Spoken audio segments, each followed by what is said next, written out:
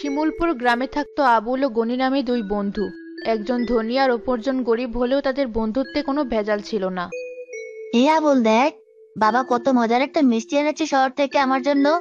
নে তুইও ওটা খা। মিষ্টিটা দেখতে তো অনেক মজার মনে হচ্ছে, খেতেও বোধহয় অনেক মজার হবে। এত দামি মিষ্টি আমি খেতে পারবো না, তুই খা। তোর জন্য এনেছি আমি, চুপচাপ খেয়ে নে। আর কথা বলিস না, জানিস না আমি তোকে না দিয়ে কোনো কিছু খাই না। ঠিক আছে, খাচ্ছি আমি, তুই রাগ করিস না। কেমন লাগলো খেতে? খুব মজার খেতে। তুই আছিস বলে আমি মাঝে মধ্যে এমন মজার খাবার খেতে পারি, নয়তো আমার গরিব কৃষক বাবার দ্বারা জীবনেও সম্ভব না আমাকে এমন দামি খাবার দেওয়া। আমার মা সবসময় বলে ভাগ্যই আসল। এই দেখ, আমার ভাগ্য ভালো বলে আমি এই গ্রামের সবচেয়ে ধনী পরিবারে জন্ম নিয়েছি। যখন যা খেতে ইচ্ছে হয় তাই খেতে পারি। দামি জামা থেকে শুরু করে দামি জুতো, সাইকেল সবই পাই। আর তোর ভাগ্য খারাপ বলে গরিব পরিবারে জন্ম নিয়েছিস। এসব তো দূরে থাক, দুবেলা ঠিকমতো খেতেও পাস না। তাই সৃষ্টিকর্তা যদি তোর ভাগ্য পরিবর্তন করে, তাহলে আমার মতো পেতেও পারিস এসব। কিন্তু আমার মা বলে ভিন্ন কথা। তার কাছে মানুষের কর্মই আসল। যে যত পরিশ্রম করে ও সফলভাবে নিজের কাজ সম্পাদন করে, সেই নিজের ভাগ্য পরিবর্তন করতে সমর্থ হয়। এমনটা হলে তো তোর কৃষক বাবাই হয়তো সবচেয়ে সফল, কিন্তু বাস্তবে হয়েছে তার উল্টোটা। তোর মার কথাই ভুল, আর আমার মার কথা ঠিক। তার প্রমাণ তুই নিজে দেখতে পাচ্ছিস।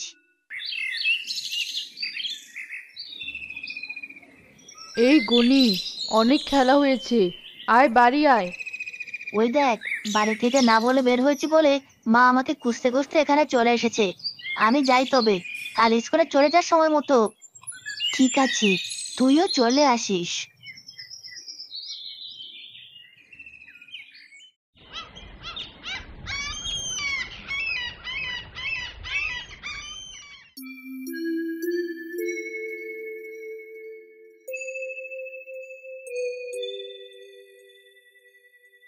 কি হয়েছে গনি? কিছু বলতে চাও আমাকে? জি, আপনি অনুমতি দিলে আপনার কাছে একটা জিনিস জানতে চাইতাম। ঠিক আছে, বলো কি জানতে চাও। মানুষ কোনটা দ্বারা সফলতা পায় জীবনে, কর্ম নাকি ভাগ্য? বড়ই জটিল একটা প্রশ্ন করেছো এই বয়সে। এর সোজাসাপটা উত্তর দেওয়া সহজ হবে না। জানি না তোমরা বুঝবে কিনা। এই প্রশ্নের উত্তর জানতে হলে জীবনকে আগে দর্শন করতে হবে, যেটা করার সুযোগ তোমরা কেউ এখনো পাওনি। মাস্টার সাহেব, আপনি আপনার মতামত দিন এ বিষয়ে। আমরা বুঝতে পারবো আপনার কথা, এবং আপনার মতামতকে সম্মান করব। আমরা সবাই আপনাকে শ্রদ্ধা করি যেহেতু। ঠিক আছে, শোনো তবে। এক এক মানুষের কাছে সফলতা বলতে এক এক জিনিস। কেউ দুমুঠো ভাত ডাল খেয়ে নিজের পরিবার নিয়ে শান্তিতে থাকতে পারলে নিজেকে সফল ভাবে। আবার কেউ কোটি টাকা পেলেও ব্যর্থ হতে পারে যদি তার মনে শান্তি না থাকে। তোমাদের আগে ঠিক করতে হবে তোমরা সফলতা বলতে কি বুঝো। দুটোই চাই আমি। তাহলে তো কর্ম আর ভাগ্য দুটোই লাগবে। অনেক মানুষ আছে যাদের ভাগ্য অনেক ভালো, তারা তেমন কোনো কর্ম না করে অনেক সহজেই পেয়ে যায় সব। কিন্তু ভাগ্যবান মানুষ খুব কমই আছে এই দুনিয়াতে। যারা সফল মানুষ আছেন, তাদের মুখের কথা শুনলেই বুঝবে তারা কি পরিমাণ পরিশ্রম করেছেন সেই পর্যন্ত যাওয়ার জন্য। তা ঠিক আছে, কিন্তু আমার ওদের কাহিনী শুনে কি হবে? আমি তো সোনার চামচ মুখে নিয়ে জন্মগ্রহণ করেছি। আমার তেমন কর্ম না করলেও চলবে। তা ঠিক আছে, কিন্তু একটা কথা কি জানো? ভাগ্য সবসময় সহায় নাও হতে পারে। আর নিজের কাজে অবহেলা করলে ভাগ্য ভালো হওয়ার বদলে খারাপ হওয়ার সুযোগই থাকে বেশি। অন্যদিকে সঠিকভাবে পরিকল্পনা করে কাজ করলে খারাপ ভাগ্য ভালো হওয়ার সুযোগ বেড়ে যায় অনেক। তাই সবকিছু ভাগ্যের হাতে ছেড়ে না দিয়ে নিজের মতো কর্ম করে যাওয়া উচিত। জি মাস্টার সাহেব, আমার মাও একই কথা বলে। আমিও একদিন প্রমাণ করে দেব যে চাইলে কর্মের মাধ্যমে সফলতা অর্জন করা সম্ভব। আমি জানি তুমি পারবে সফল হতে। একদিন সবাইকে দেখিয়ে দেবে যে কর্মের দ্বারা ভাগ্য পরিবর্তন করা সম্ভব।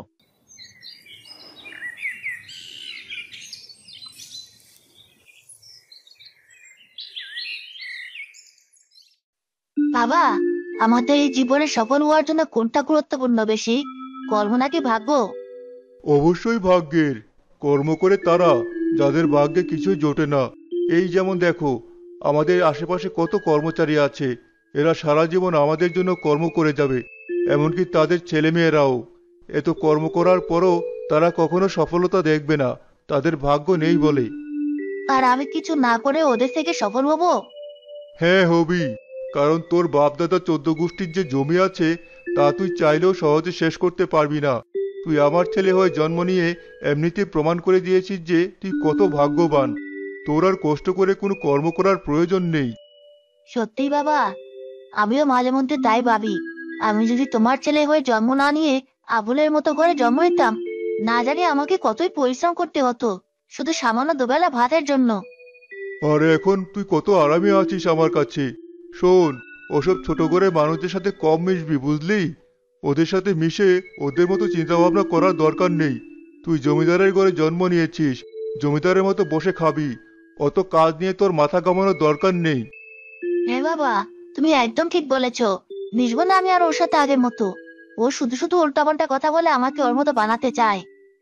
গনি আর আবুলের বয়স বাড়ার সাথে সাথে তাদের দুজনের মাঝে দূরত্বও বেড়ে গেল।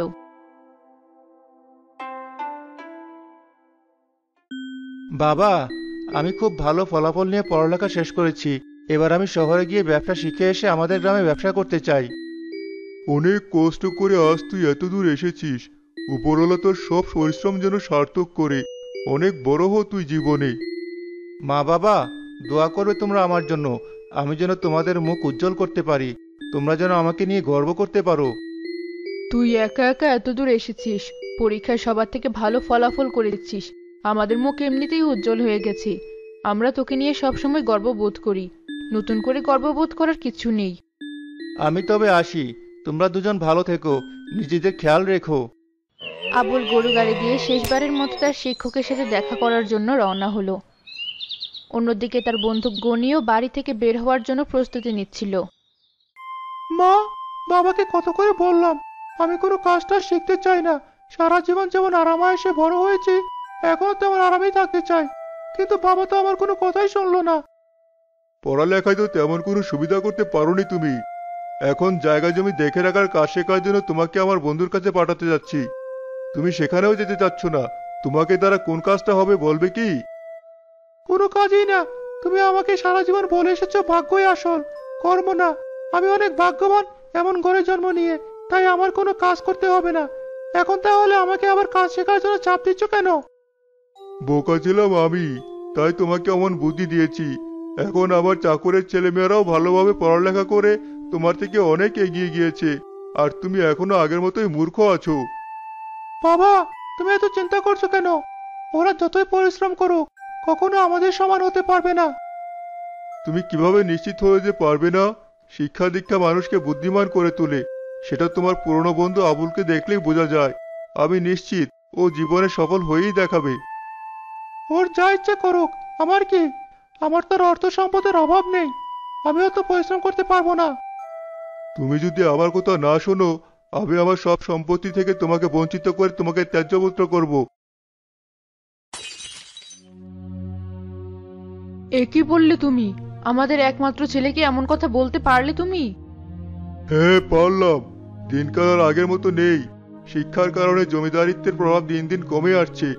আমার কিছু হয়ে গেলে ও যদি নিজের জমি জমাও ঠিকভাবে দেখভাল না করতে পারে, আমাদের পথে বসতে সময় লাগবে না।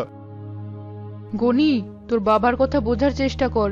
বাবা যখন বলছে তোকে কাজে যেতে, একটু গিয়েই দেখ কেমন লাগে। ঠিক আছে মা, তুমি যখন বলছো আমি যাচ্ছি। তোমরাই বলো আমার ভাগ্য অনেক ভালো। দেখবে আমার এই ভাগ্য দিয়ে আমি আমার অবস্থার আরো উন্নতি করব, আর কেউ কর্ম দিয়ে আমার সাথে পেরে উঠবে না। ঠিক আছে বাবা, তোর কথাই যেন সত্যি হয়। আমি যাচ্ছি, কিন্তু যাওয়ার আগে আমার প্রিয় শিক্ষকের সাথে একবার দেখা করতে যাব। আমাকে এগিয়ে দেওয়ার কোনো প্রয়োজন নেই তোমাদের। গনিও তার স্কুলের শিক্ষকের সাথে দেখা করতে গিয়ে দেখলো তার পুরনো বন্ধু আব্বুল আগে থেকেই বাড়ির দরজার সামনে দাঁড়িয়ে আছে। কিরে, তুই এতদিন পরে এখানে কি মনে করে এলি? সেটা জেনে তোর কি কাজ? তুই কিসের জন্য এসেছিলি সেটা আগে বল। আমি কাজ শেখার জন্য শহরে যাচ্ছি। কবে না কবে আসি, তাই ভাবলাম যাওয়ার আগে মাস্টারমশাইয়ের সাথে একবার দেখা করেই যাই। ও, আমার সাথে একবার দেখা করে আসলেও পারতি। তুই তো তোর জমিদারি আরামায়েশ নিয়ে ব্যস্ত থাকা মানুষ। আমাদের মতো গরিবদের সাথে মেশার সময় তো আর তোর হাতে নেই। তা তুই কিসের জন্য এসেছিস? আমিও শহরে যাচ্ছি জমিদারির কাজ করবার শেখার জন্য। ফিরে এসে আমি আমাদের সম্পদের পরিমাণ আরো বাড়াবো, তুই দেখে নিস।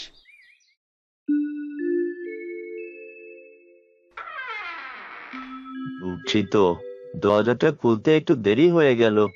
বুড়ো মানুষ আমি, লাঠিতে ভর করে খুঁড়িয়ে খুঁড়িয়ে দরজা পর্যন্ত আসতে অনেক সময় লেগে যায়। সমস্যা নেই মাস্টার সাহেব, আপনাকে অনেকদিন পর দেখতে পেয়ে আমরা খুশি। আরে, তোমরা দুজনেই আমার সাথে দেখা করতে এসেছো দেখি। বেশ ভালো লাগছে এতদিন পর তোমাদের দুই বন্ধুকে একসাথে দেখে। জি মাস্টার সাহেব, আমাদেরও। তা কি মনে করে এত দূর থেকে তোমরা আমার সাথে দেখা করতে এলে? আমরা দুজনে কাজ শেখার জন্য শহরে যাচ্ছি, তাই আপনার কাছে সফলতা পাওয়ার জন্য দোয়া চাইতে এসেছি। ও, শুনে ভালো লাগলো। আশা করি ভাগ্য তোমাদের সহায়ক হবে, আর তোমরা আরো বড় হবে জীবনে। ধন্যবাদ মাস্টার সাহেব, আমরা তাহলে চলি। ছোটবেলায় বলেছিলাম কর্মের মাধ্যমে একদিন সফল হয়ে দেখাবো, সেই উদ্দেশ্যেই রওনা হলাম। আর আমিও বলেছিলাম ভাগ্যের মাধ্যমে শুধু সফল হওয়া যায়, সেই কথাটা এবার প্রমাণ করে দেখানোর পালা। দুজনে সেখান থেকে বের হয়ে তাদের কাজের উদ্দেশ্যে রওনা দিল। আবুল গিয়ে উঠল তার এক শিক্ষকের বাড়িতে, আর গনি গিয়ে উঠল তার বাবার বন্ধুর বাড়ি।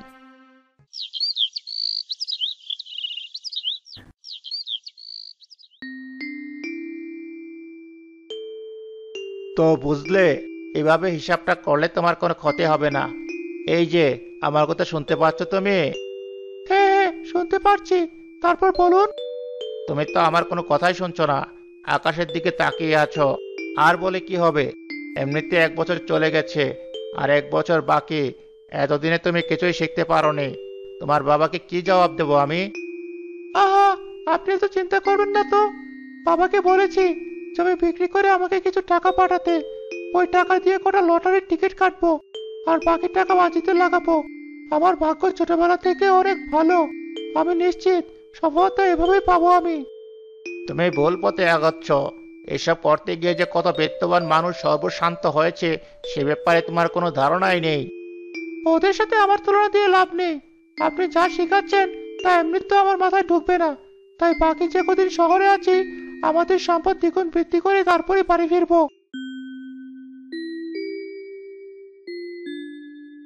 তোমার গবেষণা সফল হয়েছে।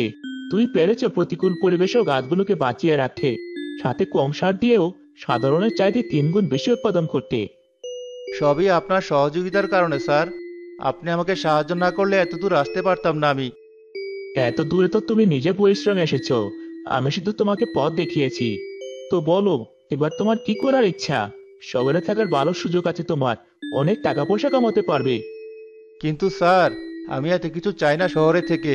আমি সবসময় চাইতাম আমার বাবার মতো গরিব কৃষকদের কষ্ট যেন একটু হলেও লাঘব করতে পারি। সৃষ্টিকর্তা আমাকে এতদিনে সেই সুযোগ দিয়েছেন, সেটা আমি বৃথা যেতে দিতে চাই না। ও, তুমি তাহলে তোমার গ্রামের মানুষের জন্য কাজ করতে চাও? ঠিক আছে, যাও। কিন্তু তুমি তো ব্যবসা করতে চেয়েছিলে, ব্যবসা তো কিছুই শিখলে না তুমি এখানে। শিখেছি স্যার।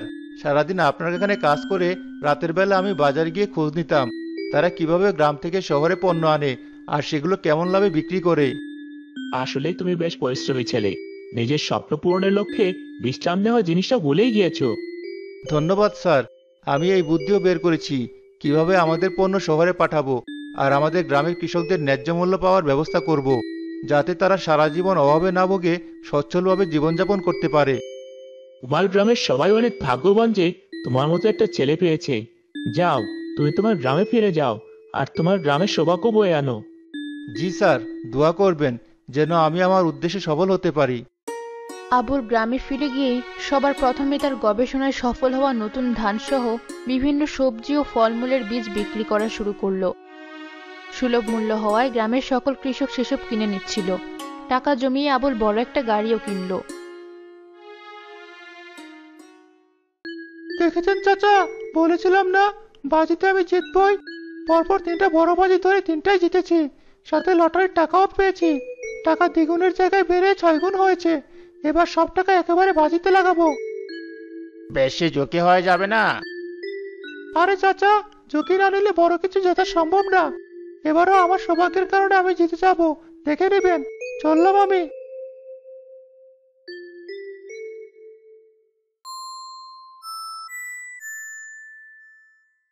ও, তুমি এসেছো কনি? এবার কত টাকা বাজি লাগাতে চাও? আমার যত টাকা আছে সব বাজিতে লাগিয়ে দিন, এবার কোনোভাবেই হারা যাবে না। ঠিক আছে, একটু অপেক্ষা করো, আমি 10 মিনিটের ভেতরে তোমার জন্য সুখবর নিয়ে আসছি। ঠিক আছে। কি ব্যাপার ভাই, কতক্ষণ ধরে বসে আছেন? এই তো 20 মিনিটের মতো। এখনই চলে আসবে আমার লোক সুসংবাদ নিয়ে। আজকে খেলার অবস্থা ভালো না, সবাই অনেক টাকা হারিয়েছে। আপনারও মনে হয় একই কাহিনী হবে। কি যে বলেন না, ওই তো আমার লোক চলে এসেছে। তাড়াতাড়ি সুসংবাদটা দিন আমাকে। দুঃখিত গনি, এবার সব টাকা হারিয়েছো তুমি। না, এটা হতে পারে না। আচ্ছা যাই হোক, ভেঙে পড়া যাবে না। আমি গ্রাম থেকে আরো টাকা নেওয়ার ব্যবস্থা করব। না জেতার আগ পর্যন্ত সব বাজিতে লাগাবো। গনি গ্রাম থেকে একের পর এক সব জমি বিক্রি করিয়ে টাকা আনতেই থাকে। অন্যদিকে তার বাবাও গত হয়। বাজিতে হারতে হারতে তাদের বাড়ি বাদে সব হারিয়ে সর্বশান্ত হয়ে গনি গ্রামে ফিরে আসে। আমাকে ক্ষমা করে দিও মা। আমার অলসতা আর ভাগ্যের উপর নির্ভর করে থাকার ফলে আমাদের আজ এই অবস্থা। তোর দোষ দিয়ে লাভ নেই, আমরাই তোকে আজীবন ভুল শিক্ষা দিয়েছি। ভাগ্যিস তোর বাবা আমাদের এত খারাপ দিন দেখার আগেই চলে গিয়েছেন। আমার বন্ধু আমল ঠিক কথাই বলতো সব সময়, আর অহংকারের কারণে ওকে আমি সবসময় এড়িয়ে চলেছি। সে তো তার গাড়ি দিয়ে গ্রামের মালামাল শহরে বিক্রি করার কারণে এখন অনেক টাকা পয়সার মালিক। তোর বন্ধু অনেক ভালো মানুষ, তুই কাজ চাইলেও নিশ্চয়ই তোকে ফিরিয়ে দেবে না। হ্যাঁ মা, আমি যাবো ওর কাছে। কর্ম আর ভাগ্যের লড়াইয়ে ভাগ্য হয়ে গেল আর কর্ম জিতে গেল।